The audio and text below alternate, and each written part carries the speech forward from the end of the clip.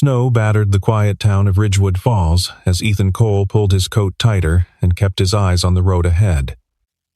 He had nothing left, no savings, no leverage, no clean path forward for his daughter. The repair shop had been slow for 3 straight months. The medical bills were stacking up on the kitchen counter like kindling. He was 1 bad week away from having to make a choice he wasn't ready to make. Then, a convoy of black luxury SUVs cut through the storm like they owned the road. They didn't slow for the ice. They didn't slow for anything. The lead door swung open. A woman stepped out in a charcoal coat, heels sinking slightly into the snow, like she hadn't even noticed the cold. Her eyes found Ethan's immediately. Sharp, controlled, already calculating. "Marry me," she said. Calm as a board meeting. Just on paper. To save my daughter. It sounded insane. Temporary, contained. But Ethan didn't yet know the one thing that would have stopped him from saying yes. This contract marriage would pull him into a world of power, buried secrets, and a truth so quiet it would take a blizzard to finally say it out loud. The snow had been falling since noon and showed no sign of stopping. Ethan Cole stood outside the garage he rented by the month, watching the road like he expected something to come down it, though he couldn't have said what. His daughter, Lily, was inside the waiting room, curled up on the worn vinyl bench with a paperback and a cough she couldn't quite shake. 8 years old and already used to waiting for him to finish things. The garage sign, Cole & Son, though there was no son, just a name he'd inherited from the man who taught him the trade swayed in the wind. Ridgewood Falls was the kind of town that went quiet early in winter. By 4 in the afternoon, the main street looked abandoned, and the surrounding hills vanished into white. He'd been trying to work out the numbers again. The Delaney truck job hadn't paid what he quoted. The parts for the Kessler contract were backordered, and the envelope from the specialist's office was still sitting unopened on the passenger seat of his truck, which told him everything he needed to know about how he felt about opening it. Lily's cough had been going on for 6 weeks. The pediatrician had referred them to someone in Burlington who used words Ethan had to write down to look up later. None of the words were cheap. He heard the convoy before he saw it. 3 black SUVs moving in formation, headlights cutting through the snow like something from a different kind of story. They turned off the main road and into the gravel lot with the slow, deliberate precision of people who never questioned whether they had the right to be somewhere. The lead vehicle stopped. The door opened.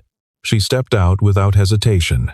Charcoal wool coat, dark hair pulled back tight, and the particular kind of stillness that comes not from patience but from absolute control.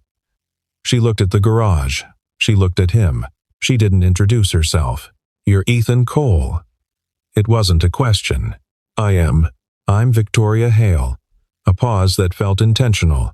"I need to speak with you about a proposal." He'd heard of Hale Group the way everyone in a 3-state radius had heard of Hale Group construction contracts, real estate holdings, a logistics arm that seemed to touch everything. Victoria Hale had taken the company over at 32 after her father's stroke and rebuilt it from the inside out. That was the version in the local business press. He didn't know the rest yet. She told him quickly, in the businesslike shorthand of someone unused to convincing people of things. She had a daughter, Sophie, 7 years old, who had been through a custody evaluation following the death of Sophie's father 2 years prior. There was a pending guardianship challenge from his family. The evaluator's report had flagged Sophie's social withdrawal and recommended a 2-parent family environment as a stabilizing factor. Victoria's legal team had determined that a documented marriage, even a temporary one, would significantly strengthen her position before the next review. "I'm looking for someone who can present credibly," she said. "Stable employment, good character, no complications. I'm a mechanic with a sick kid and a mortgage I'm behind on," Ethan said. "I know. I had you looked into before I drove out here." He looked at her. "You researched me. I research everything. No apology in it. I'm prepared to offer financial support sufficient to cover Lily's medical costs, back mortgage payments, and a monthly stipend for the duration of the arrangement. 18 months, possibly less if the legal matter resolves early. You would move into the Hale residence with Lily. We maintain the appearance of a family for legal and public purposes. No interference in each other's private lives. No obligations beyond presence and discretion. The snow fell between them. Ethan turned and looked through the window. Lily had set down her book and was watching the SUVs with wide, curious eyes. She pressed her palm against the glass. "I need to think," he said. "I'll need an answer by morning," Victoria said. Then she got back in the car. He stood in the lot a long time after the convoy left. The wind picked up. The sign creaked. "This isn't about love," he told himself. "It's survival." He went inside and sat next to his daughter, and she leaned against him without being asked. And he stared at the wall and tried to figure out when exactly his life had arrived at this particular crossroads. The ceremony took 11 minutes. A justice of the peace named Harold Finch performed it in a municipal office that smelled of carpet cleaner and old paper. There were no flowers. There was no music. Victoria wore the same charcoal coat she'd worn at the garage. Ethan wore a clean button-down he'd pressed that morning for the first time in 2 years. They signed the paperwork. Harold shook their hands. Outside, a paralegal was already waiting with a folder of additional documents, the contract, which was longer and more detailed than the marriage certificate, and covered everything from household conduct to media protocols to the conditions under which either party could terminate the arrangement. Ethan read every page. Victoria watched him read with the expressionless patience of someone waiting for a printer. The key clauses were simple enough. No emotional entanglement. No discussion of the arrangement's nature outside the household. All major decisions affecting either child required mutual consent. Either party could exit with 30 days' notice after the 12-month mark. Financial obligations would be met monthly. On the first, via a trust set up through Victoria's attorney. He signed. She signed. The paralegal collected the copies and left. "My assistant will send the moving timeline," Victoria said. "The house staff will prepare rooms for you and Lily." "Staff," he said. "There are 4. You'll adjust." The Hale residence was on the eastern edge of Ridgewood Falls, set back from the road behind a long paved drive and mature trees. Ethan had driven past it before, without thinking much about who lived there. Up close, it was larger than he'd expected, 3 stories, pale stone facade, every window lit in the January dusk. It looked like a hotel that had decided to pretend to be a home. Lily held his hand going up the front steps. She was quiet in the way she got when she was working something out. "Dad," she said. "Yeah. Is she going to be our family now?" He squeezed her hand. "We're going to be staying here for a while. That's what we know right now."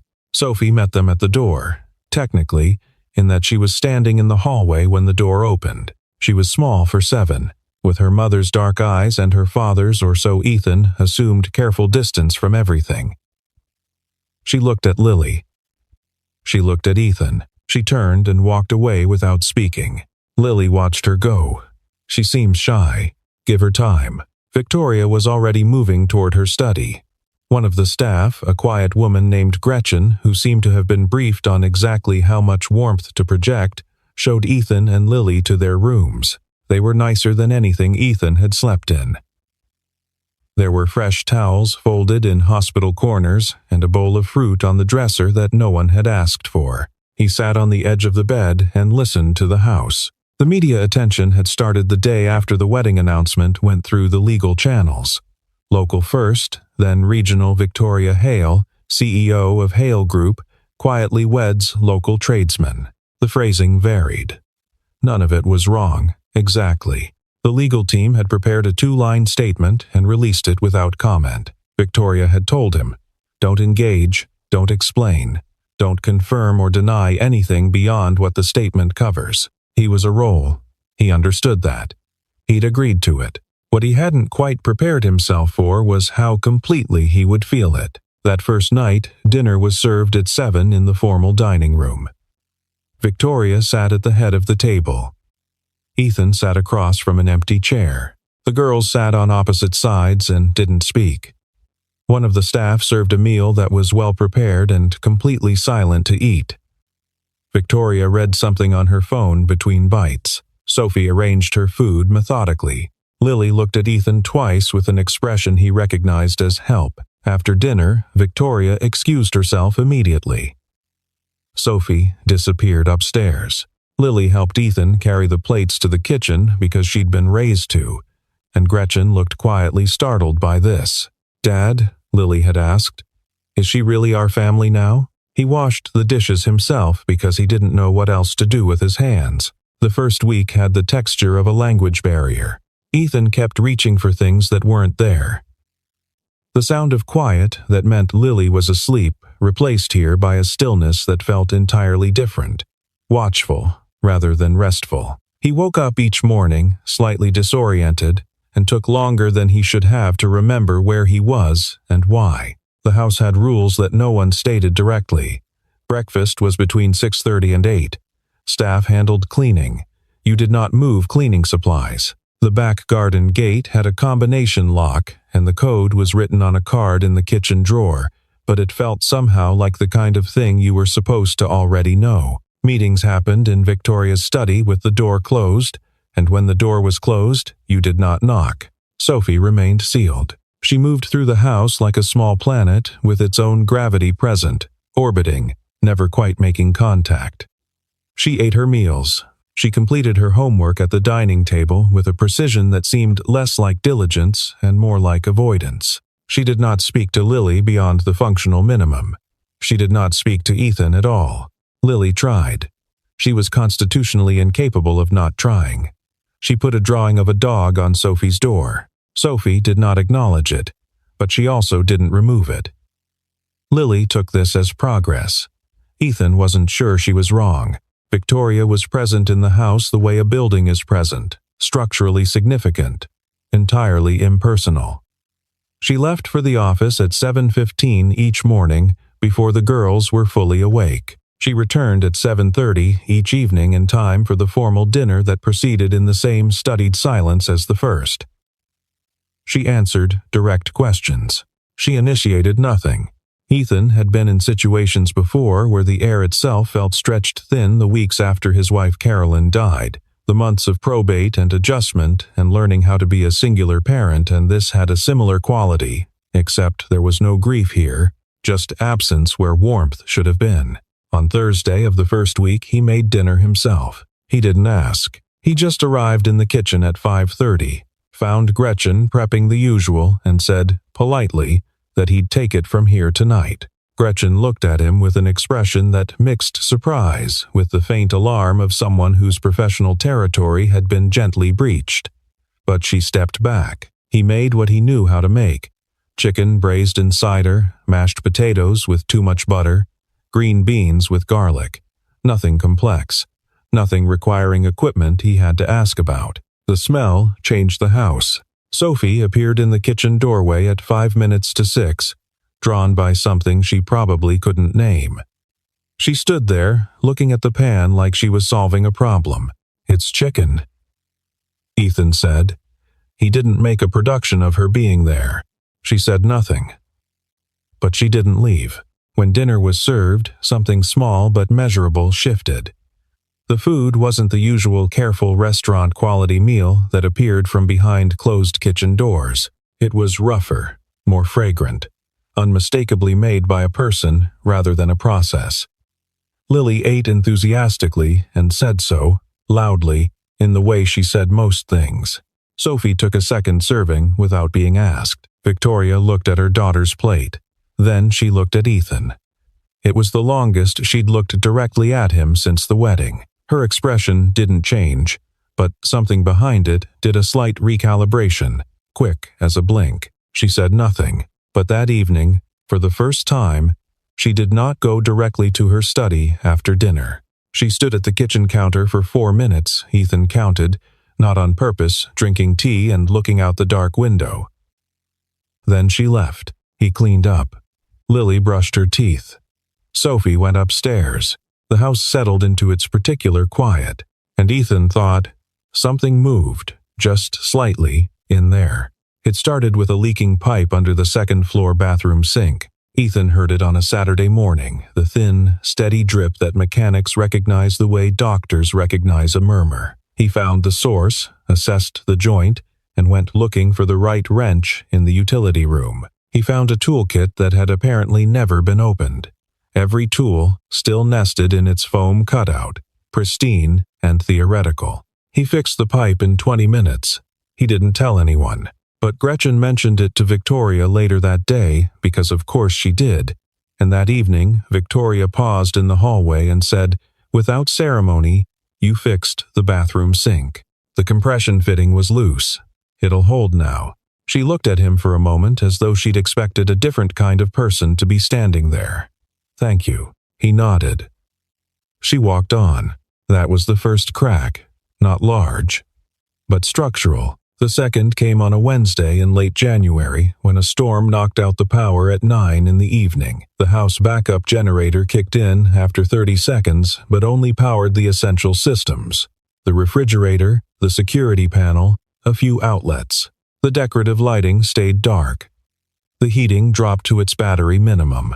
Ethan found candles in the kitchen pantry, lit several, and brought them to the living room. Then, because there was nothing else logical to do, and because Lily was already keyed up and Sophie had appeared silently in the doorway looking about 4 years younger than usual, he started a fire in the hearth. "You know how to do that?"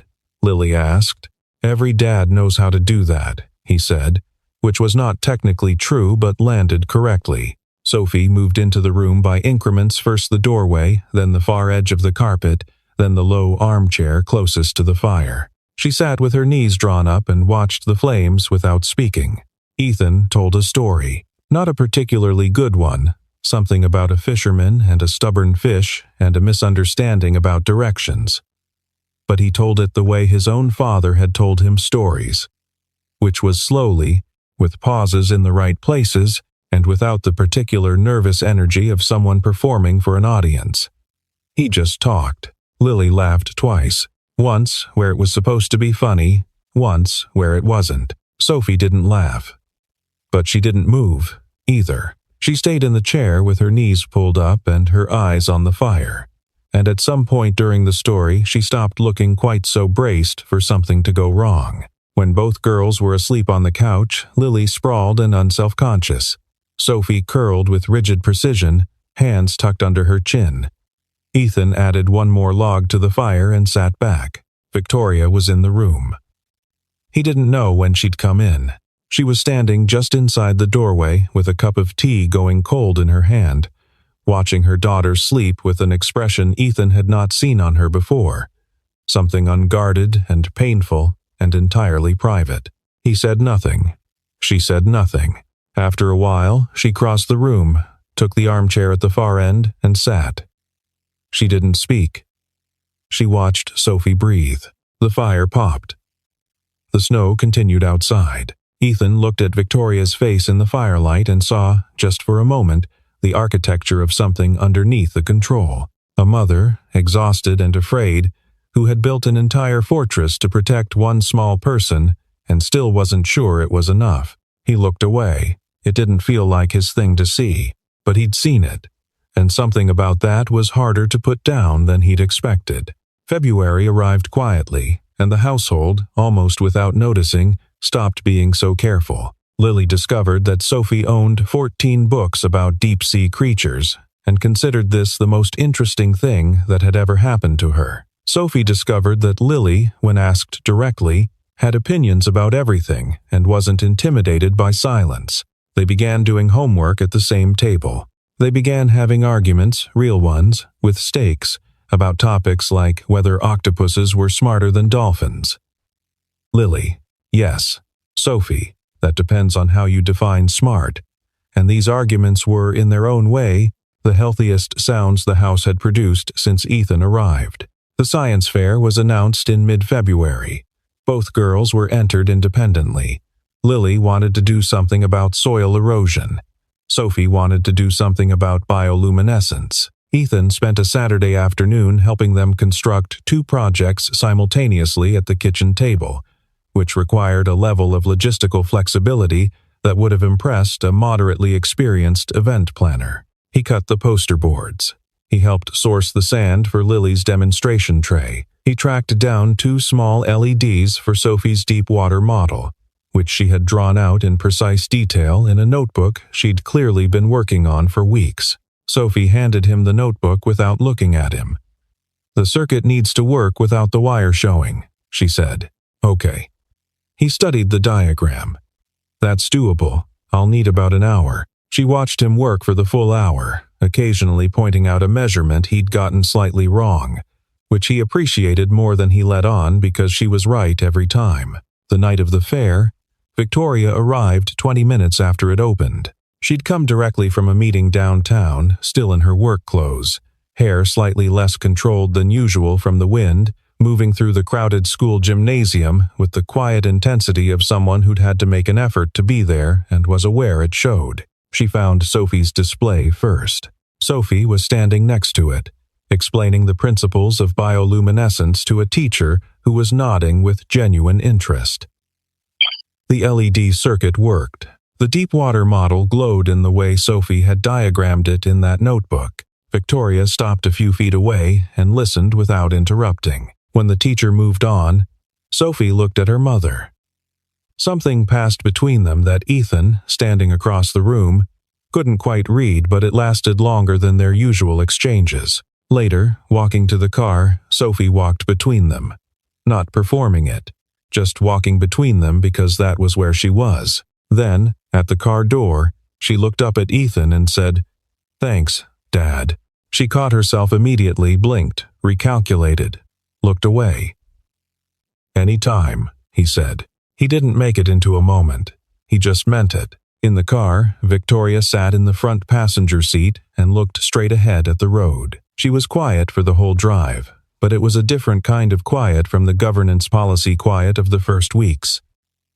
It had texture. It had something moving underneath it. They got home. He made hot chocolate because February was that kind of month. She stood at the counter while he made it and didn't leave the kitchen. "She called you that at school last week too," Victoria said finally. When she didn't think I'd hear, he handed her a mug. "Kids do that. She hasn't called anyone that in 2 years." He didn't know what to say to that, so he didn't say anything. The hot chocolate steamed. Outside the window, snow was falling again, soft and unhurried, the kind of snow that settles into silence. She was looking at him. He was looking at the window. The moment stretched 3 seconds longer than either of them had planned, and they both felt it. And then she picked up her mug and left the kitchen, and neither of them said another word that night. The story broke on a Tuesday morning in early March. Ethan saw it first on his phone, still in bed at 6:15. The notification that had filtered through the news aggregator he used to track weather and local jobs. Hale Group CEO's marriage. A business strategy. He lay there for a moment, reading it with the still, careful attention he gave to things that were about to change everything. It wasn't one outlet. It was 4. Simultaneously, which told him this hadn't leaked, it had been placed. Someone had given the story, structured and documented, to 4 different publications at once. The pieces were detailed. They had the timeline of the custody evaluation. They had a description of the arrangement, accurate enough to have come from someone with access. They had photographs, the courthouse, the SUVs in his garage lot, Ethan and Victoria at the school science fair, standing too close in a way that now read entirely differently in the framing of the headline. The narrative was cleanly hostile. CEO orchestrates sham marriage to deceive family court. Hale Group stock at risk as board raises concerns about leadership judgment. By 8 o'clock, he knew the source was internal, someone on the board or close to it, someone who'd decided that Victoria's vulnerability was leverage. The Hale family attorney called the house at 8:45. Victoria was already on a second call. Ethan sat in the kitchen with Lily and listened to the house operate in emergency mode for the first time. It sounded like control evaporating very fast. The board meeting was called for noon. Victoria came downstairs at 10 in her best coat, hair sealed back, every expression banked. She passed through the kitchen without stopping. "Victoria," he said. She paused. "What do you need?" She looked at him. For a moment, something crossed her face, not gratitude exactly, but the recognition of having been seen, which was its own kind of thing. "To get through this meeting," she said. "That's all I need right now." She left. The meeting ran 4 hours. Ethan drove Lily to school, came home, made lunch, brought Sophie her after-school snack without being asked. The staff moved quietly. Nobody mentioned the news. At school, a classmate had said something to Lily about her parents not being real. Lily had told him about it in the car with the flat, factual tone she used when something hurt, but she decided not to perform it. He sat in the parking lot for a moment before driving, one hand on the wheel, working through a feeling he didn't have a clean word for. He felt like a liability. That was the word, finally. Victoria came home at 7 with the answer he'd halfway expected. She sat across from him in the kitchen, hands flat on the table, and said it directly, the way she did everything. "The board is requiring me to publicly address the arrangement. My legal team believes the custody case will hold the evaluator's recommendation isn't automatically nullified, but the public narrative has to change." A pause. "The cleanest path forward, for the company, is to dissolve the arrangement formally and issue a corrective statement." He waited. "I think we should end this," she said. The words were even, measured, calibrated for minimal damage. He looked at her face and found nothing that disagreed with the words. Either she was very good at this, or there was nothing to find. "Okay," he said. He didn't make it a scene. He went upstairs and started packing. He was back in the rental house by 9 that evening. The rental house was smaller than he remembered, or possibly it was the same and the Hale residents had recalibrated his sense of space without his noticing. The kitchen light buzzed slightly. The second step on the stairs still creaked. Everything was exactly as he'd left it, except now it felt like a set built to describe a particular kind of loneliness. Lily didn't cry. She was 8 years old and had been through the particular crucible of losing her mother. So she understood something about rooms that are suddenly empty that most children her age didn't. She unpacked her bag methodically, put her books on the shelf, and came to sit next to him on the couch without being asked. "We'll be okay," she said. "Yeah," he said. "I'm going to miss Sophie." "I know." She leaned against him. Outside, the snow had come back, heavier now. March in Vermont had a particular cruelty to it. You'd almost convinced yourself of spring, and then winter reasserted itself with a kind of institutional patience. At the Hale residence, which he could only piece together later from what Sophie eventually told Lily and what Lily told him, things were quieter in a different way. Sophie ate half her dinner and left the rest. She didn't speak at the table. She went to bed before 8, which was 40 minutes early, and lay in the dark until her mother came to check on her at 9:30. She didn't say anything when Victoria came in. She just looked at the ceiling. Victoria sat on the edge of her bed for a while. Neither of them spoke. That was the image Ethan would come to have of those first 3 days of separation. 2 parallel silences. One house against another, each of them sitting in the particular quiet of a choice that hadn't quite stopped hurting yet. He tried to work. He opened the garage on Thursday, took in a sedan with a transmission problem, and spent 3 hours on it without thinking about anything except the transmission, which was the best he could do. On Friday, he found one of Sophie's library books in Lily's bag. She'd borrowed it and forgotten to return it, or hadn't wanted to. It was about bioluminescence. He held it for a moment, then set it on the counter. On Friday evening, sitting in the kitchen with the unread specialist envelope now finally open in front of him, he acknowledged something he'd been storing in the back of his mind with the particular efficiency of someone who'd learned not to feel too many things at once. He missed the house, not the size of it, not the staff or the prepared meals or the expensive quiet. He missed the kitchen at 6 in the morning when the light came in sideways across the tile and everything was still. He missed Sophie at the corner of his peripheral vision, drawing in her notebook, not asking for anything, just existing in proximity. He missed the way Victoria held her coffee mug with both hands when she was thinking, standing at the window looking at the garden like she was trying to solve it. He hadn't agreed to feel any of this. He'd been very clear with himself at the beginning about what this was. He closed the envelope. He put the specialist's recommendations in the folder where he kept important papers. Then he sat in the quiet and let himself feel it, because he was out of reasons not to. Victoria read the evaluator's supplemental report on a Saturday morning in the 4th week after Ethan left. She'd read it 3 times before, but this time she read it differently, not for the legal language, not for the strategic implications, but for what it actually said. The evaluator had noted, among other things, that during the observation period, Sophie had exhibited significantly increased social engagement, reduced signs of hypervigilance in domestic settings, and had demonstrated the evaluator's word, spontaneous affection toward both her mother and her new household members. Spontaneous. Victoria held on that word. Sophie had called Ethan Dad at the science fair.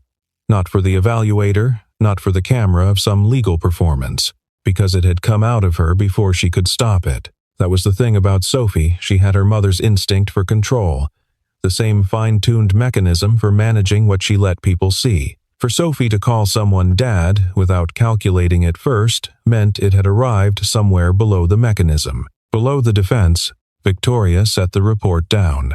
She went to the kitchen and stood at the window with her coffee, and she let herself do something she almost never did. She thought about what she actually wanted, not what was best for the company, not what the board would support, or what the legal strategy required, or what the media narrative could absorb.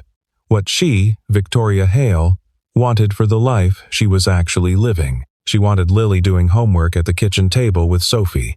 She wanted the kitchen smelling like someone had made dinner in it. She wanted Ethan Cole in the hallway when she came home, not because he'd been hired to be there, but because he'd stayed. This admission sat in her chest with the specific weight of things you've been avoiding for good reasons and then finally can't anymore. She called her attorney. "If I contested the board's position," she said, and reframed the narrative publicly, not as a sham marriage, but as a genuine relationship that started in unconventional circumstances. What are we looking at? A pause. Significant exposure. And the board won't like it. What about the custody case? A genuine, intact family unit is still the strongest position. If you could demonstrate, I'm working on it, she said, and ended the call. Ethan, for his part, was 45 minutes away at his kitchen table, being very carefully told by Lily that she thought he was sad. "I'm fine, Lil. You're doing the thing where you clean when you're sad," she said. "You cleaned the stovetop twice." He looked at the stovetop. He had, in fact, cleaned it twice. He sat down. "We were happy there," Lily said, in the voice of someone establishing a fact rather than an argument. "Weren't we?" He looked at his daughter, 8 years old, paperback on the table. Cough almost gone now because the specialist had figured out what they were dealing with and it was manageable. It had always been manageable, and he thought about what the truth actually was. "Yeah," he said. "We were." She nodded, satisfied, and went back to her book. That was when his phone rang. Not Victoria. Sophie's school, unscheduled call, tone carefully neutral. "Can you come in?" He arrived to find that Sophie hadn't been at school since lunch. She'd told her teacher she was going to the bathroom, and she hadn't come back. He called the Hale house immediately. Victoria answered on the second ring. "Sophie's gone," he said. "She left school. I don't know where." A pause, half a breath long. "I'm on my way," she said. The storm came in fast, the way March storms did 40 minutes from light snow to reduced visibility, the temperature dropping through the afternoon while they searched. The school had contacted the police. The police were measured and procedural about it. A 7-year-old with a home address and no history of this, probably sheltering somewhere nearby. These situations typically resolved quickly. They were right in the statistical sense. None of that made the searching easier. Ethan worked the streets between the school and the Hale house on foot, which was where he thought she'd go. He knew how Sophie moved through the world, deliberate, purposeful, always toward something rather than away from it. even when the thing she was moving toward was her own idea of safety. He found her in 40 minutes. She was in the woodshed at the back of the Hale property, sitting on a stack of split logs with her knees drawn up and her coat pulled tight, holding a library book she'd borrowed from Lily against her chest like a very small shield. The shed was out of the wind but barely above freezing. She'd been there for at least an hour. He crouched down in front of her. He didn't say anything immediately. She looked at him. Her eyes were wet, but she wasn't crying. In the active sense, she'd been crying earlier and had stopped, and what was left was the particular stillness on the far side of it. "The book's about deep-sea fish," she said, voice small and hoarse. "Lily let me borrow it. I know." He sat down on the logs next to her. He didn't crowd her. She was going to send it with me, but she forgot. Sophie looked at the cover. "She likes the anglerfish," she said. "I think the viperfish is more interesting. Tell me why." "Because the anglerfish just waits. The viperfish moves." He sat with that for a moment. "That's a good reason." She leaned against him, then, not gradually, not cautiously, but with the sudden collapsed weight of a child who had been holding herself very still for a very long time, her head against his arm, knees still drawn up, hands still around the book. He put his arm around her. She didn't say, "I don't want to go back to how it was." She didn't say, "I want you to come home," or "I called you Dad because I meant it," or any of the things those were substitutes for. She just breathed. The shed door opened. Victoria stood in the doorway, snow on her coat, breathing from running across the property. She saw Sophie. A sound came out of her, not a word, just a sound, compressed and involuntary, the kind that only comes when something you've been terrified of losing is suddenly not lost. She crossed the shed and put her arms around Sophie, and Sophie let her, and for about 20 seconds, neither of them moved. Ethan started to stand to give them space, to step out, but Victoria's hand caught his sleeve. She didn't look at him. But she didn't let go, so he stayed. After a while, Sophie straightened up. She looked between them with the clear-eyed directness of a child who has decided that something needs to be said. "I want us to be a family," she said. "A real one, not the kind that goes away." The shed was cold. Outside, the storm continued its work. Victoria looked at Ethan. He held her gaze and waited. She had the expression of someone who has been very precise about everything for a very long time and is about to say something that is the opposite of precise. He could see her working up to it. He didn't rush her. "Was any of it real to you?" he asked quietly. "Any of it." She took a breath. "All of it," she said. "I just didn't know what to do with that." He thought about the kitchen window, the fire, the science fair, the moment with the hot chocolate when they'd both felt the same thing and both looked away. He'd looked away because it wasn't his to want. That had been his mistake, believing that wanting something you hadn't been offered was some kind of overreach. "So do something with it now," he said. She did. It was just 3 words. "Come back home." He looked at Sophie, who was watching him with her father's or whoever's clear-eyed patience. He looked at the library book about deep-sea fish. "Yeah," he said. "Okay." They walked back to the house together through the storm. Sophie held both of their hands. The snow fell. The lights of the house were visible from the edge of the property. Every window lit. The board meeting was scheduled for the following Wednesday. Victoria went into it alone, which was her preference. She had prepared a statement, not the one her PR team had drafted, not the one her attorney had suggested, but one she'd written herself at the kitchen table the night before while the house slept. She told them the truth. Not the legal strategy truth, not the managed narrative truth, the actual truth, that an arrangement made in calculated necessity had become something she hadn't planned and couldn't dismantle, and that her decision going forward would reflect that, and that the board could respond to it however they judged appropriate. 3 board members walked out. 2 asked questions that were legitimate and received direct answers. The remaining members, after a break and a closed-door conversation she was not present for, voted to maintain her position subject to a 6-month performance review. She came home that evening and told Ethan what had happened the way she told him most things now, directly, at the kitchen table, without theater. "The stock dipped 4 points," she said. "Is that bad? It'll recover." A pause. "It's been worse." He nodded. "Dinner's ready when you are." She looked at the kitchen at Lily and Sophie side by side at the table, arguing about something submarine-related with the focused energy of a long-running disagreement that had become its own form of friendship. At the steam coming off the pot, at the particular quality of light in the kitchen at this hour, and she held it for a moment the way you hold something you'd been afraid of losing. 5 minutes, she said, and went to change. The public correction came through a formal statement that acknowledged the arrangement's origins while declining to characterize the current relationship in contractual terms.